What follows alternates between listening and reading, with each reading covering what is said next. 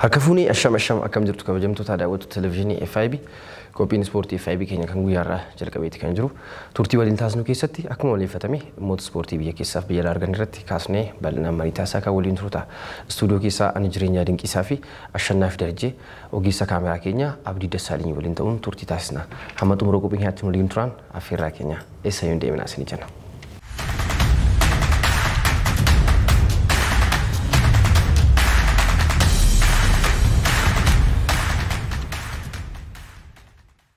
Ispoortiin FIB turtaasnu keessatti dhimma ispoortii biyya keessaa arganne atileetiin Itoophiyaa Almaaz Ayyaanaan maaraatoonii Amsterdam maaraatoonii jalqabaa ishee kaleessa injifannootiin goolabdeetti kan jirtu Ganzabii Dibaabaa sadarkaa lammaffaa qabachuun yoo xumurtu Tsahaay Gammachuun sadarkaa sadaffaa qabattee xumurteetti kan jirtu maaraatoonii Amsterdamiin atileetiin Itoophiyaa sadan sadarkaa tokkootii hamma sadiitti qabachuun xumureetti kan jiran taphoonni beekiin Pirimeer Liigii Itoophiyaa boruraa kaasuun itti fufanii torban arfaffaatiin kan dorgoman ta'a. Adaamaa fi Qiddus Goorgis sa'aatii torbarraa kaasuun taphnisaa waliin taasisaniitti taphni beekiin Pirimeer Liigii Itoophiyaa kan jalqabu. Gara laatti baanu taphoonni liigota Awurooppaa garaagaraa dhuma torban kanaatiin taasifameetti kan jiran taphoonni xiyyeeffannoo keenya harkisan taphni cimaan Pirimeer Liigii Ingiliz torban kana Manchester City fi Liverpool Anfield irratti waliin taasisan injifannoo Liverpool galchii tokkoof duwwaatiin goolameetti kan jiru Mohamed Salaan galchii injifannoo Liverpooliif lakkoofseetti kan jiru Manchester Cityin bara dorgommii kanaatiin taphoota kurnan jalqabaatuun injifatameen dhufee ture tapha torban 11ffaa irratti Anfield irratti harka kennateetti kan jiru Arsenal Leeds Unitedin Elland Road irratti imaluun galchii Bukayo Sakaan lakkoofseen injifateetti kan jiru United fi Newcastle Old Trafford irratti qixa baay'eetti kan jiran Villa Parkitti kan imale Chelsea gareen Graham Potter galchiiwwan Mason Mount lakkoofsa lamaaniin Aston Villa garee Steven Gerrarditiin injifateetti kan jiru La Ligaatiin El Clasicoon injifannoo Real Madridtiin goolameetti kan jiru taphni El Clasico 250ffaa kaleessa Santiago Bernabéu irratti Real Madrid fi Barcelona gidduutti gaggeeffame injifannoo Real Madrid galchii 3-1tiin goolameetti kan jiru miiri wal dorgommii qixa barbaadameen tapha kanarratti hin eegamne ture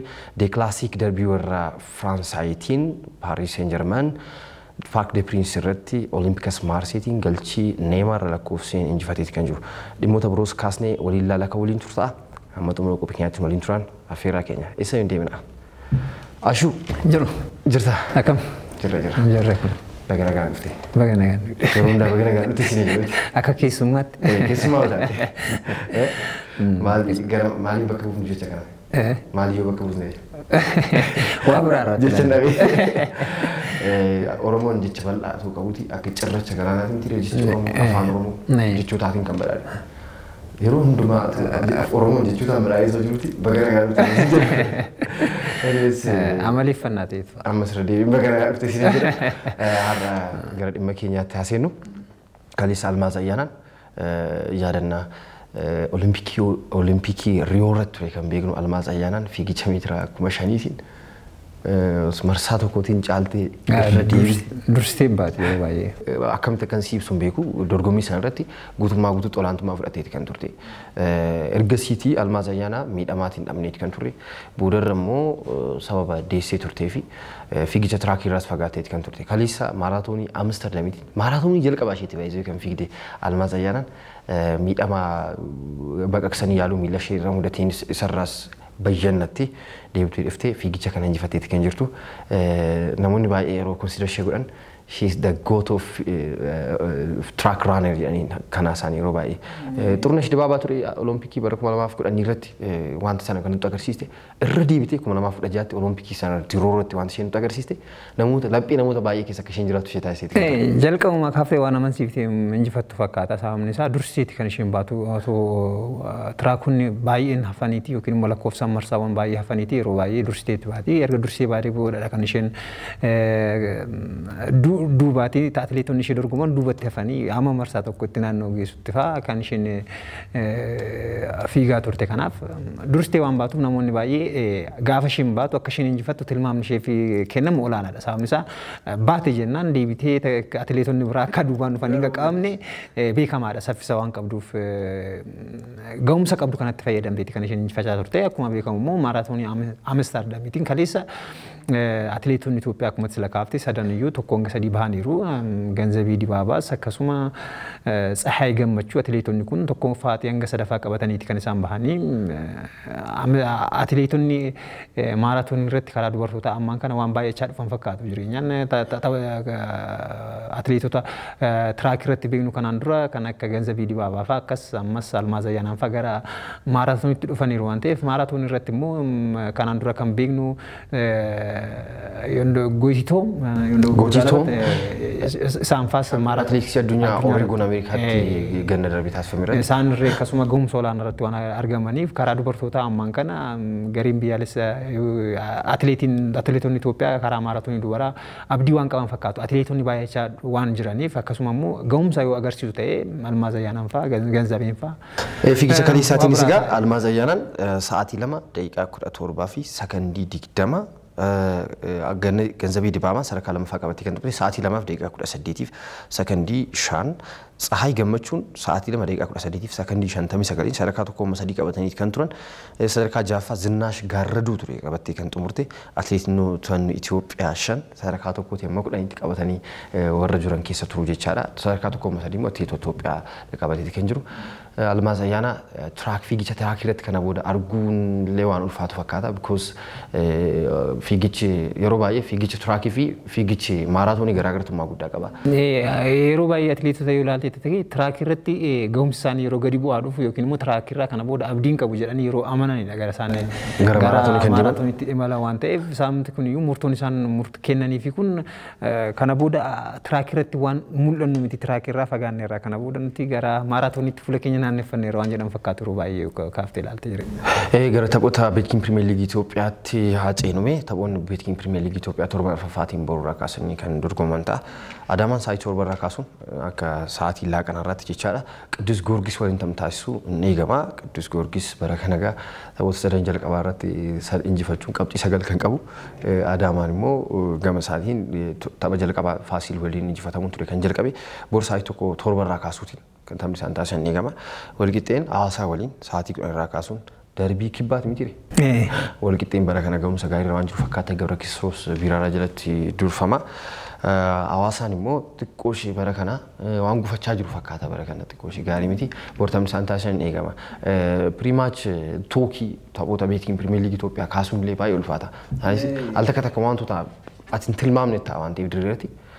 Numeerikaalii ragaalee lakkoofsaatiin deeggartee taaktikaalii kana sana jettee wanta qabatamaa ta'e lafatti kaasuun jiru artikuleet gootee wanta dubbachuu si rakkisa baay'ee. Inni amansiisanii waan ta'eefidha. Ammaan yoo kaaftee ilaalte amma Adaamaan tapha jalqabaa isaatiin injifatameera jennee taphoota itti aanan immoo akkamittiin akka injifachuu danda'u taaktikaalii akkamittiin gara dirreetti seenuu danda'a taphattoota faana hoo akkamittiin immoo sochii gaggeessan jettee furkas gochuu hin dandeessu. Sababni isaa innumti leenjisaan isaanitti marree yeroo isaan irra deebi'anii mul'isuuf rakkatan jira waan ta'eef taphoota sana booda lama immoo deebiseet injifateera Adaamaan ammaan kana immoo tapha kana Qiddus Goorgis waliin taphoota lamaan kanarratti injifateera gahumsa walii agarsiise waliin garee waliin agarsiisaniiru kanaaf carraan isaan injifannoof qaban olaanaadha jettee yeroo ati dursitee wantoota kaa'uu qabdu keessu isaan kun immoo yeroo isaan biratti hojjechuu dhiisuu arginee jira waan ta'eef xiqqoon ulfaata. Adaamaan qabxii 6tiin sadarkaa lammaffaa sadarkaa sadaffaa kan Haadiyaadha qabxii 6 kan qabu kan garaagarummaa galchii qulqulluutiin wal caaluudha. Galchii 2 qofa waan qabu jechaadha. Haadiyaan galchii 4 kan qabu. Walqixxeen boru kilaba bulchiinsa magaalaa Hawaasaa waliin sa'aatii 10 irraa kaasuun tapha taasisu innis sadarkaa qabxii 6 kan qabu. Madiinii Itoophiyaa qabxii 6 qaba sadarkaa 5ffaa irra jira. Kanaaf alatti asirratti waa ta'u kaasuun akkuma uummata sira piriimaach taphoota irratti toggochuun ulfaata akkuma jette Madiin Qiddus Goorgisiitiin jalqaba galchii 7 fi 1 ture kan injifatame.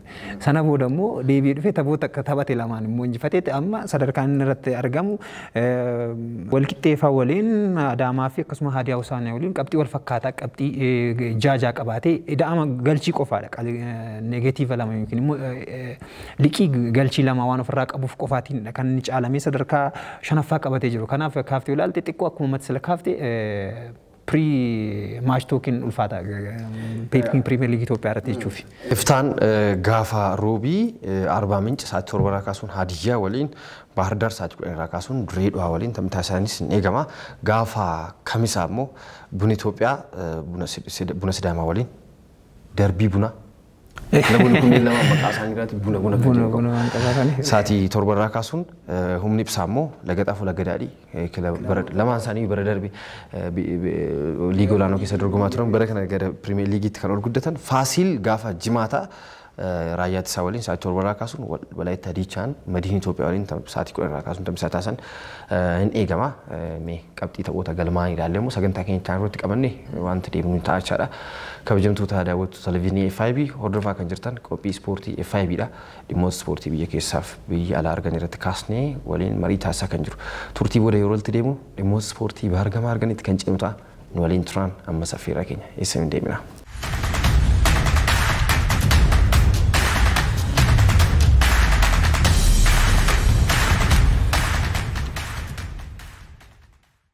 Ispoortiin FIB akkatti fitti kan jiru kabajamtoota daawwattoota televezyiinii FIB dhimmoota ispoortii baargamaa arganitti yeroo ceenu taphni eegamaan pirimeer liigii Ingiliz torban 11ffaatiin kaleessa Liverpool Anfield irratti Manchester City garee Pep Guardiola utuu injifatamiin kaleessa ga'e keessumeessuu galchi tokkoof duwwaan injifatee dhimma xiyyeeffannoo keenya argate ta'eeti kan jiru. Taphicha irratti gaa Jurgen Klopp daqiiqaa 86 irratti balleessaa Mohamed Salah irratti Bernardo Silvaan raawwate sanaaf komii yeroo dhiyeessan abbaa murtii taphichaa Anthony Taylor kaardii diimaatiin naannoo qarqara dirreetii isaan ari'aniiti kan jiran. Guardiolaanis galchii Phil Foden lakkoofseen jalaa haqamuunsaa sirrii miti. This is Anfield sababa ta'eef qofa abbaa murtii galchii keenya jalaa haqe jedhuun komii isaanii dhiyeeffatanii kan jiran mata duree miidiyaalee idil addunyaa ta'eeti kan jiru. Waa'een tapha kana El Clasico Real Madrid El Clasico 101ffaasaa injifateeti kan jiru. Kanaan dura El Clasico 100 irratti Real Madrid injifateeti kan ture. Kaleessas 101ffaasaa irratti injifannoo galmeesseeti kan ture. Karim Benzemaan har'a galgala badhaasa Ballon d'Oriif kaadhimamaa ta'ee kan dhiyaatee jiru. Galchii baninsaa taphichaa lakkoofsee ture.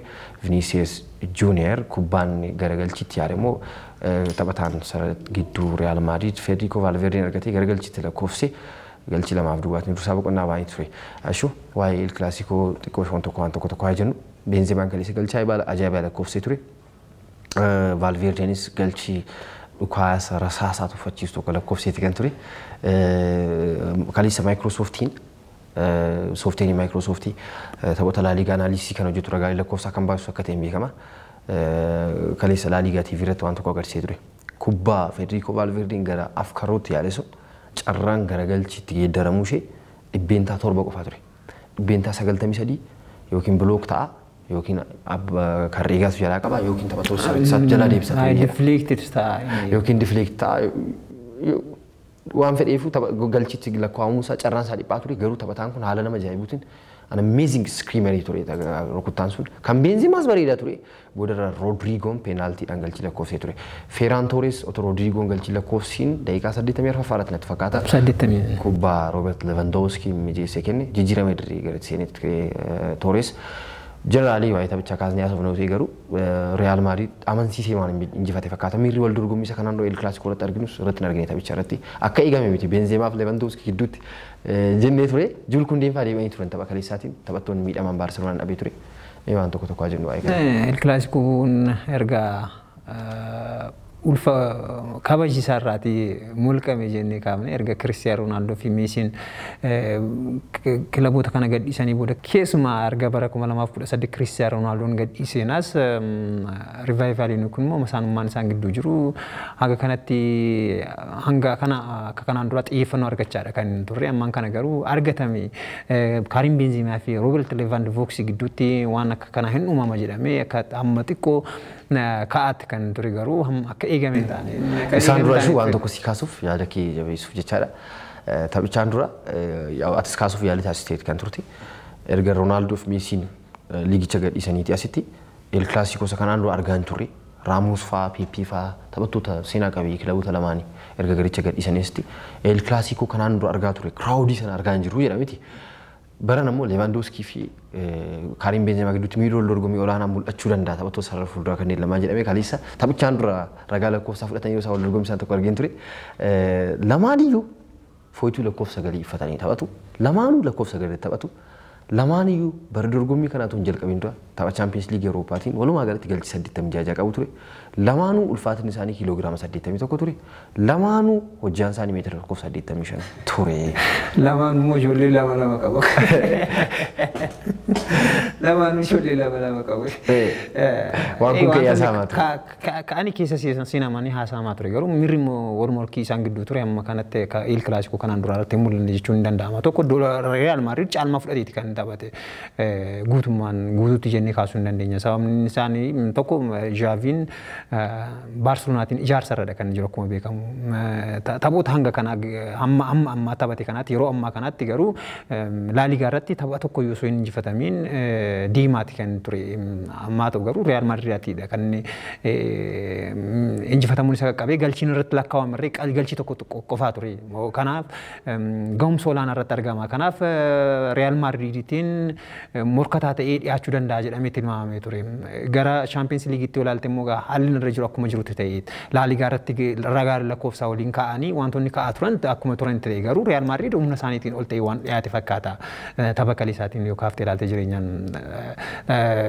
Laaligaatiin Champions Leaguetiin lamaan iyyuu torban darbee qixa bahuun ture kan dhufan. Real Madrid Shakhtar Donetsk waliin Barcelonaan immoo Camp Nou irratti Inter Milan waliin qixa bahanii dhufee kan dhufan ture. Sanchez Martinez abbaa murtee tapha kaleessaa ishu tapha jaafa il kilaasiko isaaniiti kan dursan.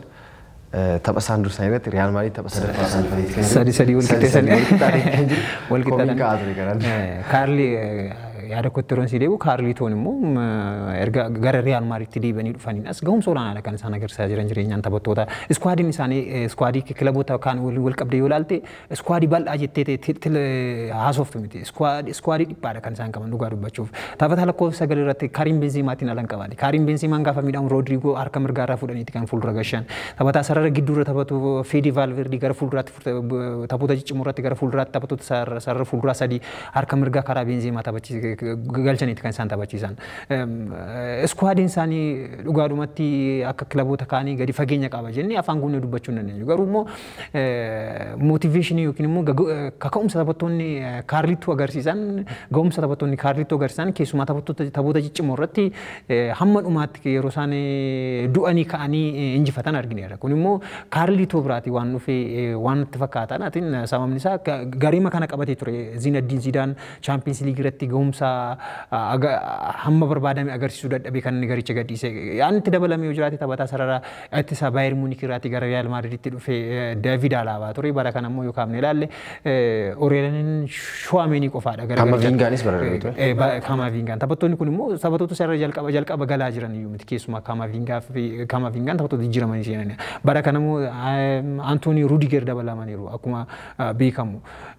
Garuu iskwaadii kana yookiin immoo taphattootuma garee Zinedine Zidaaniitiin harki caalaansaa parsantiin olaanaasaa Zinedine Zidaan ittiin imaluu dadhabee ture kan isaan qabatanii waancaa Champions League Laaligaa nyaatan. Kun yoo kaaftee ilaalte iskwaadii sana biraa qofaa osoo hin taane Kaarlo Ancelotti biraa irratti wanta hojjetamaa jiru tokko ammas akka jiruun agarsiisa jireenyaan ammas taphoota ammaa taphate kanaatiin tapha tokko iyyuu injifatamne Real Madrid Champions League irratti tapha tokko qixa beera akkasuma La Liga irratti tapha tokko qixa beera taphoota taphate hunda keessaati taphoota lama qofaadha kan inni qixa bee kana kaaftee ilaalte amma iyyuu taanaan dorgomaa cimaa ta'ee kilaboota Champions League irratti irree akkasuma La Liga irratti irree kilaboota kaaniif mataa dhukkubitee dhiyaachuun isaa waan hin oolle jennee jala sararrii dubbachuu dandeenya. Har'a galgala waa'ee Karim Benzemaa wal qabsiisanii tokko kaasuuf Benzemaan badhaasa Ballon d'Or har'a galgala magaala Paarisitti sirni badhaasa Ballon d'Oriin gaggeeffamaa kan bara 2022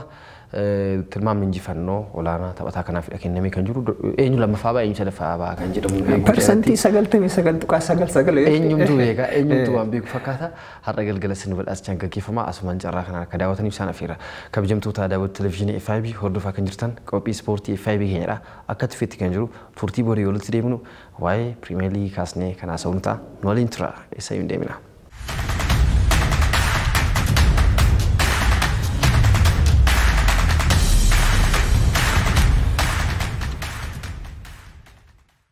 daawwatu televezyiinii FIB turtii keenya waliin bashannanaa nura barachaa akka jirtan amanna amma gawaa'ee Pirimeer Liigii kaasnee haasofnaa ishu Pirimeer Liigiitiin kaleessa waan ajaa'ibaa tokko ta'etti kan ture Manchester Cityin Liverpool isa bara kana ga'umsa bu'aa bayii keessa jiru kilaba akka Cityin injifatamee kan jiru Manchester Cityin kaleessa Mo Salah ture galchii injifannoo Liverpooliif kan lakkoofse miila isaa bitaatiin taphataan kun kanaanis taphataa miila bitaatiin Premier League irratti galchee hedduu lakkoofsi isa lammaffaa ta'eeti kan jiru.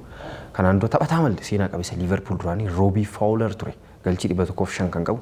Mo Salah 100 gaatiiti kan jiru.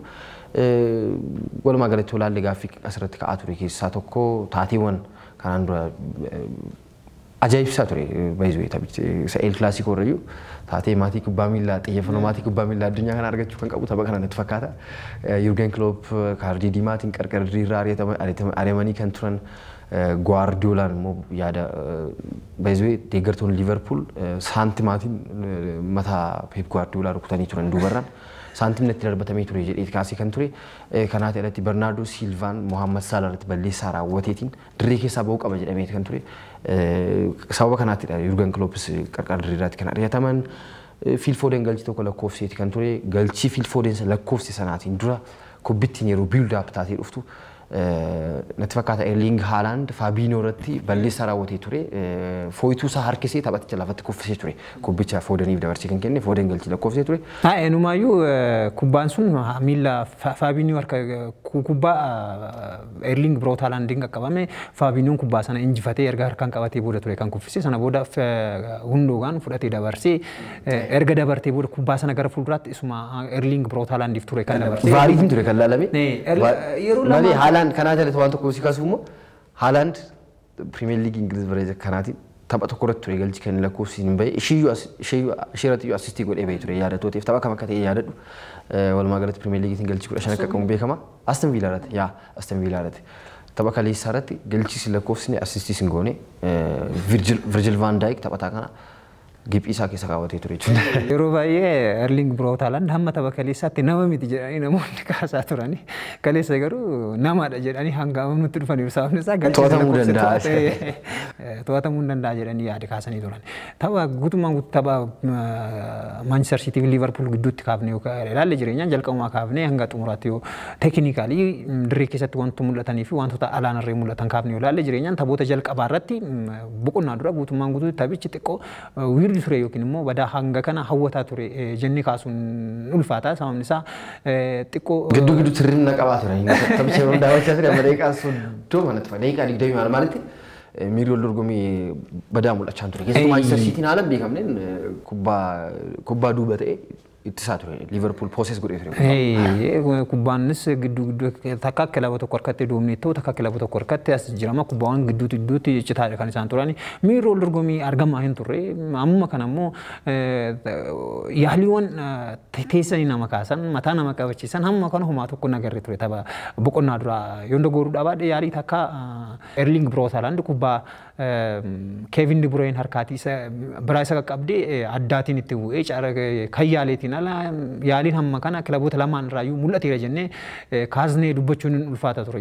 Garuu boqonnaa booda kaaftee ilaalte Liverpool haaraa fi Manchester City haaraa ture kan argine. Garuu keessumaa Liverpool taphicha guutummaan guutuu to'ateetu taphate jennee kaasuu hin dandeenye boqonnaa booda. Carraawwan goolii kan uume harka caalaan Liverpool carraawwan goolii teessanii nama kaasan kan uumes kun baduun qabu ture akkasumas ta'uun qabu ture carraawwan jedhaman Liverpool caala yaalaa ture Manchester City irra. Manchester Cityin kubbaa doomineet godhee taphateera sirriidha. Kubbaa gara fuulduraatti geessaadha kan isaan turan. Garuu taphattoota sarara ittisa Liverpooliitiin dhiibbaa keessa galchanii hamma eegaman amma kanaan dura isaan irraa eegne yookiin immoo Manchester City kanaan dura irraa beeknu irraati taphattoota sarara fuulduuba Liverpooliitiin dhiibbaa keessa galchanii jennee yookaan dubbanne xiqqoo waan ulfaatu fakkaata. Garuu Manchester Liverpool caalmaa fudhatee carraawwan gooliif ta'an si'a baay'ee irra deddeebi'ee yaalaadha kan ture. Mohamed Salah carraa clear cut chance jedhamu tokko argatee ture garuu osoo ittiin fayyadamin Ederson Moares jalaa baaseetti kan ture akkasumas kubbaa Jootaan Mohamed Salah harkaatti isa qaqqabde akkasuma Mohamed Salah irra deebi'ee galchii lakkoofsiseera sana booda erga galchiin lakkaawame booda erga jijjiirame gara Firminootiin gara dirree seenee akkasuma Darwin Nunes carraawwan gurguddaa jedhaman argatee ture garuu hiriyoota isaa dabarsee kennee carraawwan parsantii gara galchiitti lakkaawan yookiin immoo XG isaanii ol kaasuu danda'an xiqqoo of waan jaallateef yookiin immoo ofittummaa waan caalchifateef carraawwan uumamne jennee kaasuu hin dandeenya garuu akkuma ammatti sila kaafte komiin abbaa murtii irratti karaa Pep Guardiola ka'ee ture kun Anfieldidha. Sababa Anfield ta'ee kan injifatamne. Carraa Liverpoolitiin injifachuuf qabnu gahaa argannee ture. Gahaadha carraan arganne. Galchii lakkoofsisneerra. Galchiin sun vaariitiin haqamuu hin qabu ture jedhanii yaada kaasanii turan. Klopp immoo faallaa kana Anfield toota era ta'e nuti immoo balleessaa Bernardo Silva Muhammad Salah irratti hojjete kana jijjiirsu ture balleessaa hojjetameera balleessaa hojjetame sana Anfield ta'uusaa beekna sirriidha Anfield jijjiiruu danda'a ta'e abbaan murtee yaada abbaan murtee jijjiiruu danda'a ta'e yaadicha sana jijjiira ture yaada jedhamu kaasaa kan isaan turani achumatti iyyuu yaada wal faalleessu waliif kennaa turani garuu yoo kaaftee ilaalte jireenyaan waa tokko akka gaaffiittis achumaanis akka naa ibsituufis kan barbaadu kubbaa Phil Foden galche sana dura balleessaan akkuma beekamu Fabinho irratti hojjetameera Fabinho irratti kan hojjete immoo Erling Braut Haaland yeroo balleessaa sana hojjetu jalqabumayyuu kubbaa haa injifatu malee Fabinhoon qajeeleera kufuufiyyuu qajeeleera tiishertii masaa waan qabeef lafa gahee malee jedhee Jamie Carragher hin kaasa ture. Balleessaan sun jalqabumayyuu osoo inni tiishertii sana hin qabne ta'ee taphataan kun lafa gahuun isaa hin oolu. Waan ta'eef balleessaa akka kanaatti hin fudhadhu akka balleessaatti hin fudhadhu jedhee Jamie Carragher kilaba isaa irratti galchiin ta'uu qaba ture jedhee yaada kaasa. Akkuma Bernardo Silvaanis yaada kana kaaseera. Liverpool immoo faallaa kana lakki balleessaadha jedhanii amanu. Garuu waan tokko kaasuun barbaadan jireenyaan. Inni kan Fabinho irratti hojjetame balleessaa yoo hin taane garuu kubbaan sun jalqaba harkaatiin kan qabatee ture Alisson Becker ture. Erga Alisson Becker harkaan qabateetidha. Miilaan kan Erling Braut Haaland ammas deemee tuqe kubbaan isheen sun irraa baatee Phil Foden argatee gargalchiitti jire. Kubbaan kun deemsisaa jalqabumaatti build upiitti ka'ee yeroo dhufeetti kaasee iddoowwan lamaatti muumentoota kana lamaanitti balleessaa qabaa yookiin immoo Manchester City miidhameera inni kaasuu dandeenya. Viidiyoo assistant reeferiin egaa VAR wanta raawwatame sana ta'ii sana deebitee akka irra deebitee ilaaltuuf carraasii kenna malee VAR viidiyoon sun ofiisaa miti. Amma abbaa murteedha kan murteessu murtoo sana murteessu. Guardiolaan akkuma kaasuuf yaaltase this is Anfield. That is why we lost the game. Sababa kanaaf tapha kana kan injifatamne. Anfield sababa ta'eefidha. Dhugumayyuu immoo qorannoowwan garaagaraa yeroo tokko yeroo kaasan keessattuu waa'ee abbaa murtummaa liigota garaagaraa irratti mul'ata wajjin wal qabsee qorannoo wayii tokko kaastee ilaaltu amma maalitti fakkaata? Murteen abbaa murtii tokko raawwatu it depend on maalirratti hundaa'e fakkaata. Tokkoffaa dirree ofiin alabbaan kilabni dirree ofiin adeemee taphatu yoomiyyuu taanaan abbaa murteetiin miidhamaadha. Ta'ee jedhee miti abbaa murtee kan miidhu jedhu immoo yeroo qorannoo sana warri ifoomsan. Ta'ee jedhee osoo hin taane sagalee waan deeggartu. Psychologically in sodaatu I don't know akkamitti akka ta'e xiinsammuudhaan mo'amaniitu. Sagaleen deeggartoota keessattuu Anfield istaadiyoomii baay'ee sodaachisaa akka ta'e beekama. Crowdiin isaanii daqiiqaa 90 guutuu faaruudhaan iyyuutiin maal jechuudhaan tifozoon isaanii baay'ee hamaa akka ta'e beekama. Amma maal jedhas fakkaata kaleessa wanti barreeffama tokko tokkoon dubbisaan ture taphichaan booda jechaadha. VAR viidiyoo sana carraarra deebitee ta'ii sana akka ilaaltuuf carraasii kenna malee kan murteessu abbaa murteedha. Preview taanaan kallattiitiin naqee abbaa murtee sun ofiisaa ilaala. Yoo cheekingi ta'e qofaa abbaa murtee reeferaalii VAR kan jiran asiin as sagalee sanaatiin abbaa murtee isa gidduutti kan himaniitiin ala VAR review ta'e taanaan dhaqee ofiisaa ilaala. Abbaa murtee sana dhaqa laalee kan tapha kanarra ilaale. Abbaa murtee sana yeroo murteessu wantoonni faaktaroonni lama immoo jirudha. Tokkoffaa faaktoriin jalqaba maala abbaa murtee sun keessa isaatti kilaba kam deeggara yookiin immoo kilabni kam akka injifatu barbaada. Inni kun ifaa miti keessa isaatti xiinsammuu isaatiin. Lammaffaa immoo how slow akkam godheetu slow motionii viidiyoo sana akkamittiin ilaala. Inni hundi mataan isaa depend on. Ammas sira kaasuuf yaaltaasee ture. Faabiinoon durumayyuu kufuuf ture jette. Yaa kan bonna ajjeesee ganni maqaa fuudha. Kan inni kufuuf qajeelee ture Haaland fooyituu isaa waan harkiseef qofa. Haaland sana gochuun qabu ture. Literally yoo kaasne haasofne Haaland sana gochuun isaa qofa akka balleessaatti lakkaa'amuu qaba ture. Faabiinoon akuuf waa dhiisu. I don't know. Ani waan kana dubbachuu danda'u.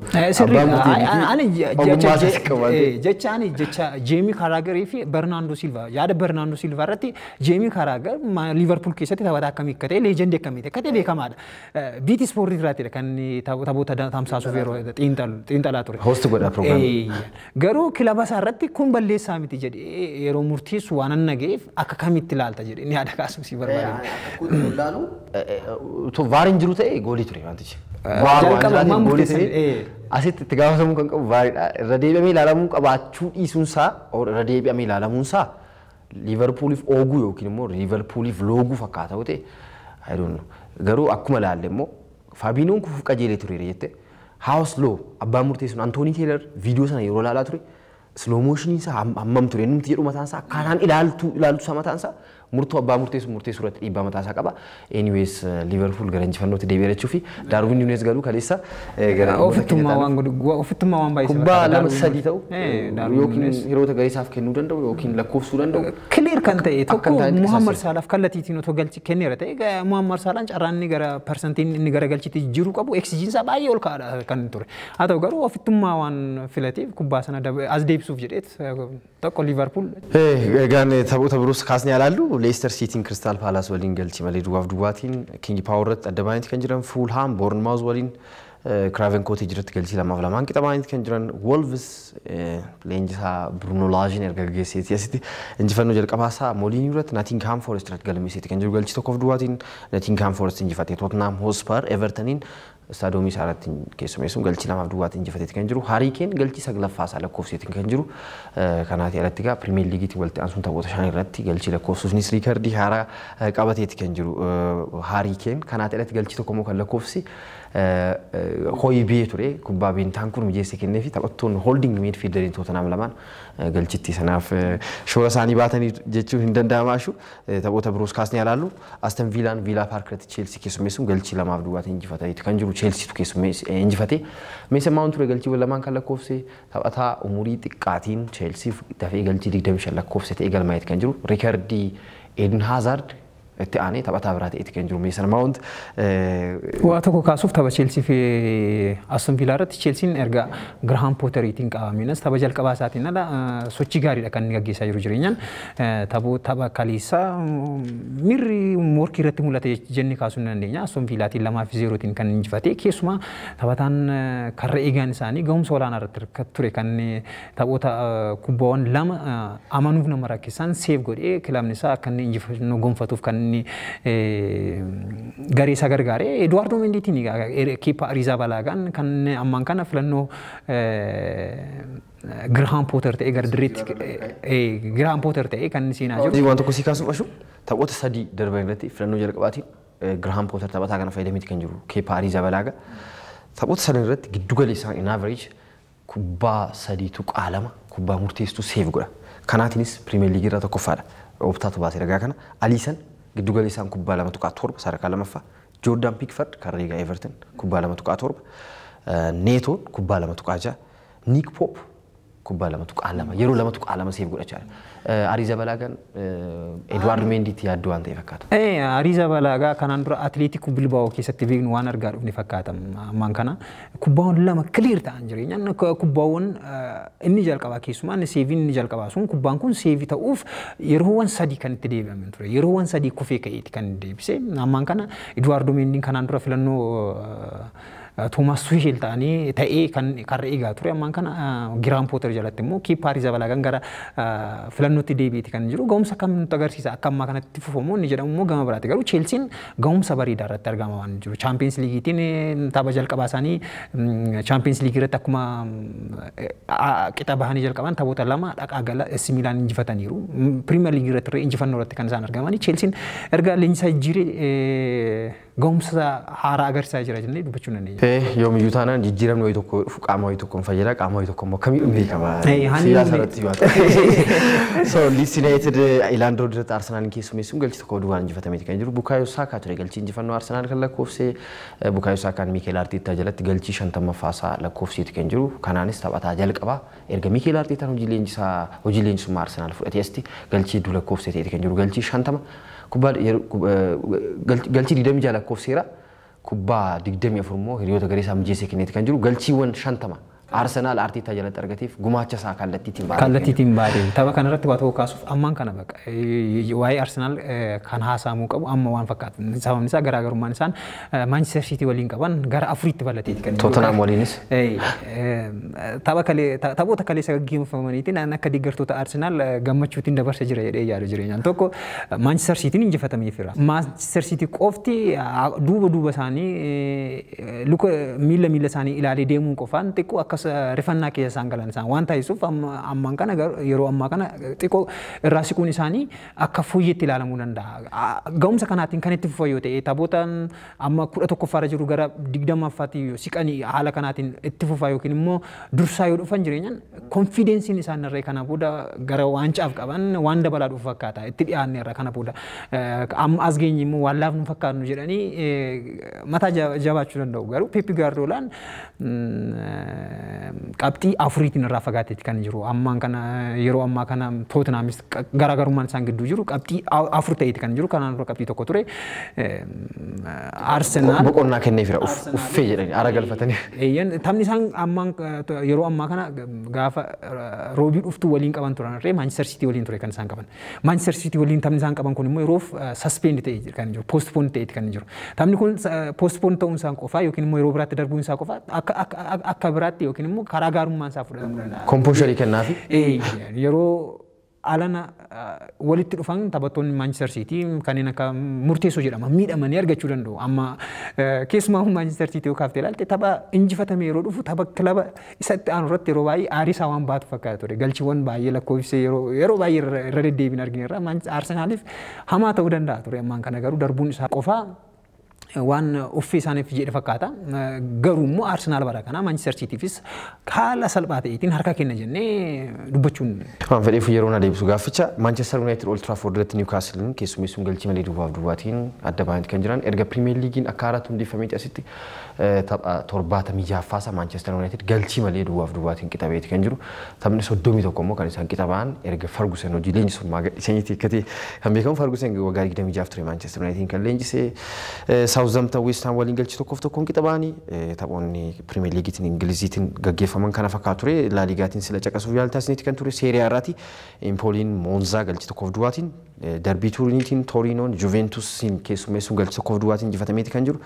Dusan Vlahovic ture galchii injifannoo Juventus kan lakkoofse Atalantaan Sassuolo keessummeessuun galchii 2-1tiin injifateeti kan jiru. Eintracht Frankfurt Bayer Leverkuseniin Bundesligaatiin galchii 5-1tiin injifateeti kan jiru. Bayer Munichis kaleessa galchii 5-2tiin injifateeti kan jiru. Freiburgiitiin ture kan keessummeesse Allianz Arena irratti Union Berlin dursummaa liigichaa bal'ifateeti kan jiru. Borussia Dortmundin keessummeessuun galchii 2-2tiin injifateeti kan jiru.